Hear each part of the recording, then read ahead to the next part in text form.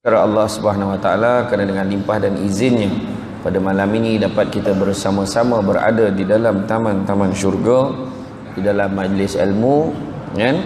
Yang mana berada di dalam majlis ilmu ini dikatakan kerana dalam satu hadis, barang siapa yang mengikuti jalan-jalan ke majlis ilmu ini, maka Allah akan menganugerahkan kepadanya jalan-jalan ke syurga.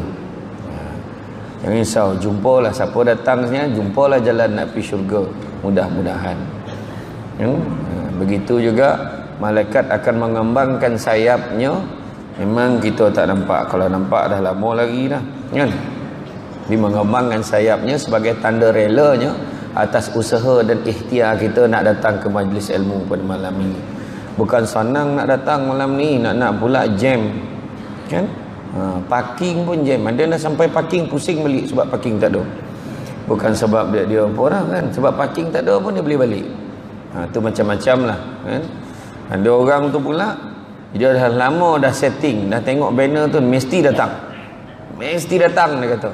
Sampai masa go out, gaut pula datang. Ataupun tiba-tiba waktu tu lah saudara mara datang rumah. Dah tu. Ada orang tu pula malam ni nak pergilah. Dah sudah malam tadi lah, terlepas. Ada juga orang yang hari ni datang saja-sajalah, kan? Memang dia dah biasa datang, dia tak tahu pun ada ceramah malam ni. Apa hal orang ramai sangat ni? Yang tanya orang sebelah tu pun tak tahu. Rupa-rupa malam ni Samsul Debat datang, rezeki macam-macam lah, kan? Saya pun syukurlah sangat tengok tiba-tiba ramai. Nervous orang memang, saya kalau cakap nervous orang tak pernah percaya, tu salah tu. Saya dah tidak nervous, kan? Jadi malam ni kan kita berada di dalam majlis ilmu yang dikatakan barang siapa yang berada di dalam majlis ilmu walaupun yang mendengar satu bab daripada cabang ilmu itu, nescaya ianya lebih baik daripada satu dunia dan seisinya. Begitu juga lebih baik daripada solat sunat 100 rakaat. Bayangan tu. Bukan kata tak payah semayang dah, tapi maksud dia ganjarannya tu besar betul. Jadi jangan risau, anda berada di tempat yang baik pada malam ini. Jangan betulkan TV anda. Suara saya memang macam ni, kan? Macam lain lah suara. Al-maklum lah, kan? Baru turun flight balik daripada Mekah, lain pula suara, kan? Tapi ni dah okey ni. Hari tu turun langsung tak keluar suara, tapi ceramah jugalah malam tu, kan? Alhamdulillah malam ini, kan, kita tengok tajuk kita pada hari ini adalah keluarga sejahtera negara. Lebih kurang macam tu lah. Keluarga bahagia negara sejahtera, macam tu lah, lebih kurang, kan? Alhamdulillah. Cik baik waktu lupa lah, kan? Jadi hari ini memang konflik kekeluargaan ini sentiasa menjadi bualan hangat, ya? Isu-isu sosial, isu-isu kekeluargaan, ya? Kebejatan masalah-masalah, kan, sosial remaja dan ahli keluarga memang banyak berlaku pada hari ini. Memang tak dapat dinafikan, ditambah pula dengan cabaran-cabaran yang kian dahsyat. Dulu tengok TV je cukuplah. Tengok TV cukup. Kita tengok TV 1, TV 2. Yang pandai sikit pasang aerial pakai galah tu torang TV 3. Dulu, kan? TV dulu walaupun ada 9 butang dekat TV tu, mana ada remote. Ada 9 butang, tekanlah 1 sampai 9, dia 1 2 1 2 1 2. Yang paling best tu siap putar tu, keletap dulu, kan? Dulu budak-budak mengelintin nyawa, kan? Maksud mengelintin ni beryoyo lah, macam orang masuk hantu lah, nak keluar rumah nak main. Mak ayah kata tak payah keluar, duduk rumah hari ni. Alah, nak pergi main juga, melawan dia. Tetapi hari ni anak-anak melawan sebab tak nak keluar rumah. Mak ayah lah suruh, pergilah main, tak nak, duduk rumah. Sebab dia dah jumpa kegilaan yang baru.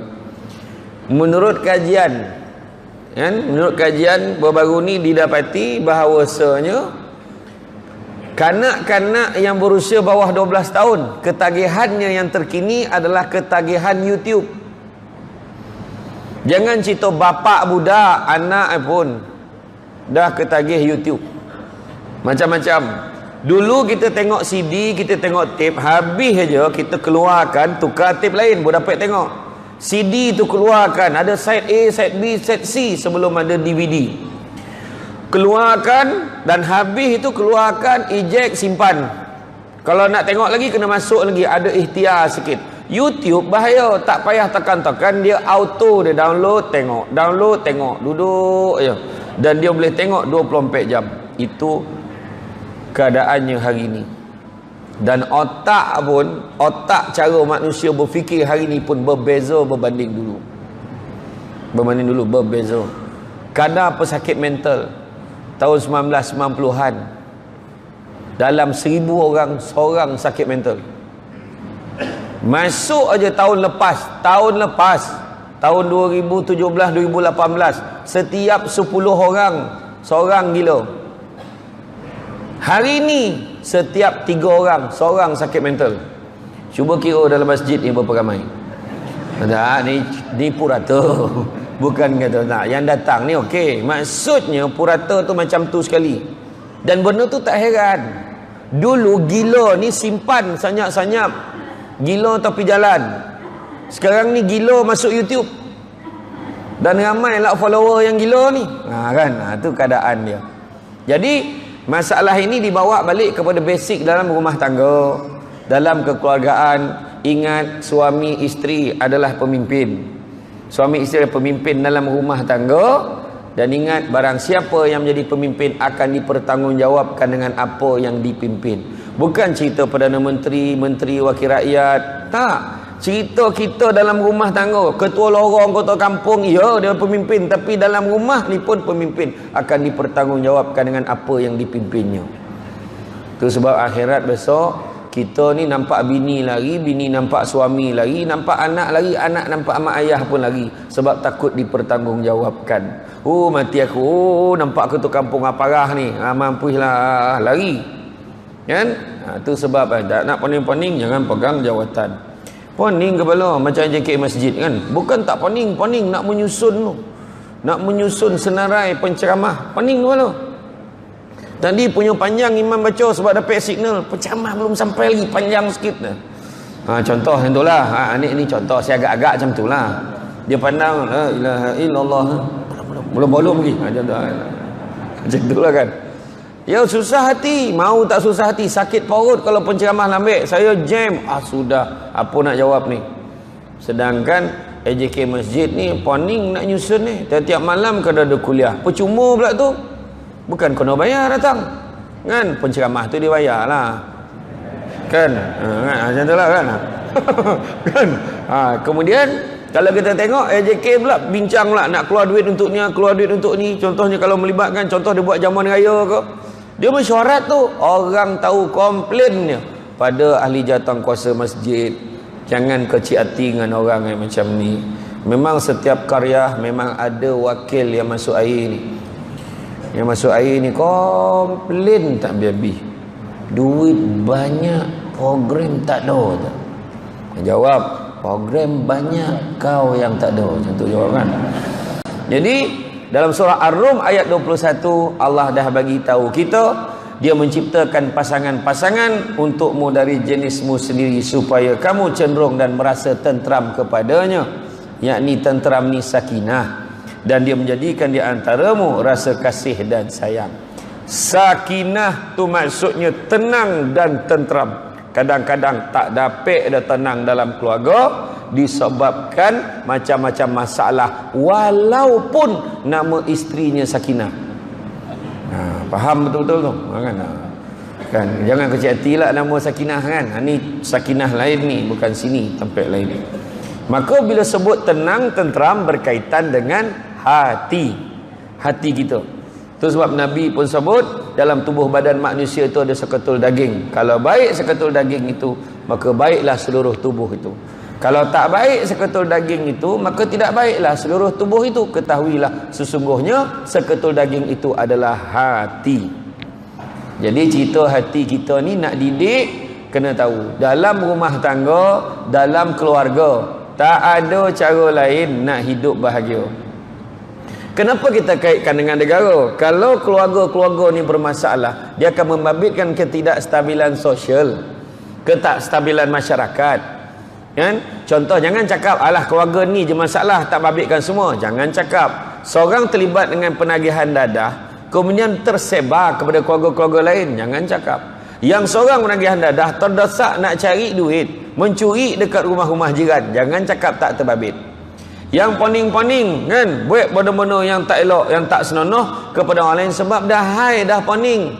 Macam-macam pil ditolan dia pula pandai jadi doktor, dibancuh Panadol, dibancuh pula dengan ubeknya, campur ubek gagat sikit.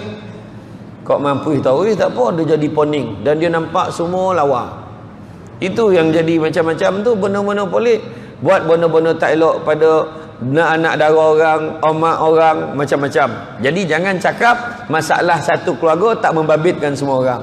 Terbabit. Itu sebab kadang-kadang sistem kemasyarakatan kita kena betulkan balik. Kadang kita cakap tak ada dah. Kadang jangan cerita benda besar lah, benda basic dalam rumah kita buat bina tembok tinggi. Sedangkan Nabi kata jangan kamu tinggikan dinding kamu sehingga mengganggu jiran pula. Angin tak lalu, apa tak lalu. Bincang dengan orang sebelah. Ni saya nak bina tembok nak tanya awak jangan, saya tak kisah dah, buatlah elok-elok. Bila jiran bagi kebenaran suruh buat elok-elok, faham-fahamlah. Jangan buat ni dia buat elok, bolah dia, bolah kawan tu tak disimin ni. Nampak batu-batu belas tu kau buatlah sendiri, kurang asam betul. Kan? Kualah kau sikit simin tu belum habis cukup tu, kan? Kadang-kadang macam tu. Lepas tu tinggi benar, macam menyampah benar. Jiran terasa. Wah, pahal. Tu sebabnya sistem kita ni kadang-kadang. Orang dulu-dulu anak kau, anak aku, anak aku, anak kau. Togo anak kita terima. Terima kasihlah kau beritahu tu. Kau tidak, aku memang tak tahu. Rahmat tu bila dapat tahu. Orang sekarang pula, kau apa masalah kau? Biarlah anak aku mandi sungai pun kau sibuk. Kenapa kau jaga anak kau tu? Anak kau tu lagi pula. Bab. Jangan cerita anak jiran. Kita dengan adik-beradik, togo anak adik-adik kita pun jadi hal. Alung jaga anak Alung lah, sibuk anak ngah, kenapa? Jadi hal juga tu. Konfliknya terlalu banyak hari ni. Kan? Kalau kita tengok TV macam saya kata tadi lah, TV dulu pukul 2 malam dah habis dah, bergaris-garis dah, nampak jamnya. Hari ni 24 jam, semenjak ada piring ajaib atas bumbung tu. 24 jam tak berhenti tengok TV. Balik tengok wrestling, lepas wrestling tengok benda lain sampai pagi. Eloklah time subuh baru tidur. Pahal alang-alang tahu lah pergi subuh masjid. Tak juga. Itu sebab masjid ni saya respect lah. Saya difahamkan jemaah subuh pun macam ni lah ramai. Janganlah galak nampak bona tak kan. Macam tu kan. Jadi tu dia, kita tengok sistem kemasyarakatan kita kena ambil borek satu dengan yang lain. Kan? Kalau kita tengok sifat hati itu tadi, dia mudah sensitif, mudah tersentuh, mudah terasa, pupuklah dengan nilai-nilai positif dan kasih sayang.